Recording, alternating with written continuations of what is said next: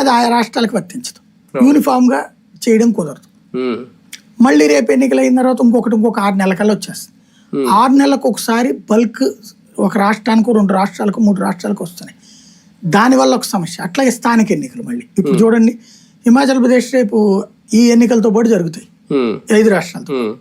అదే హిమాచల్ ప్రదేశ్కి వచ్చేటప్పటికి ఇప్పుడేమో స్థానిక ఎన్నికల్లో బీజేపీ గెలిచింది, అధికారంలో ఉంది కాంగ్రెస్ పార్టీ. ఇప్పుడు ఆ ఎన్నికలు జరిగే టైంలో ఎలక్షన్ ఆపు కూర్చోవడమే కదా. ఇంకోటి, ఎప్పుడైతే ఈ రిజల్ట్ వచ్చుద్దో ఆ గవర్నమెంట్ మీద గ్రిప్ పోతుంది, ఆ గవర్నమెంట్కి అధికారులు మాట్లాడడం. ఇప్పుడు అక్కడ హిమాచల్ ప్రదేశ్ లో బీజేపీ 4 కార్పొరేషన్లకు 3 గెలిచేసుకుంది, జిల్లా పరిషత్తులు 10లో 9 గెలిచేసుకుంది. కాంగ్రెస్ పార్టీ అక్కడ ఒకటి ఇక్కడ ఒకటి అధికార పార్టీ మిగిలింది. రేపు ఇక్కడ అధికారి ఎవడింటాడు అన్నమాట. మీరు ఇక్కడ అబ్జర్వ్ చేస్తే జగన్మోహన్ రెడ్డి మాట శిలాశాసనం లాగా నడిచింది. ఎప్పుడైతే ఎమ్మెల్సీ ఎలక్షన్లలో గ్రాడ్యుయేట్ ఎలక్షన్లో ఓడాడో అక్కడి నుంచి అధికార యంత్రాంగం మాట్లాడడం మానేసింది, రివర్స్ అవడం బిగిన్ చేసి ఆ దెబ్బ అట్లాగే కొట్టింది.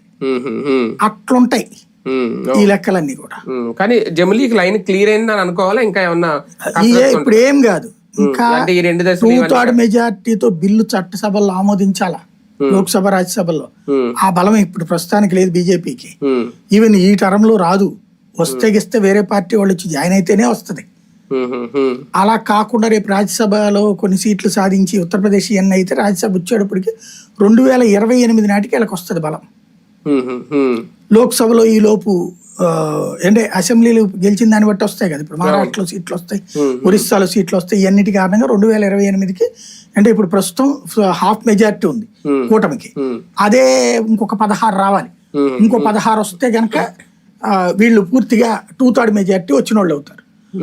అది అయినప్పుడు వీళ్ళు